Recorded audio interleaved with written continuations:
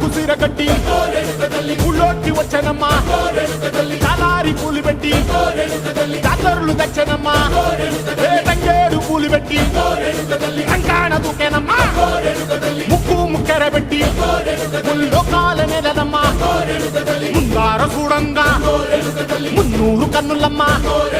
వెనకాల చూడంగా ఏనూరు కన్నులమ్మా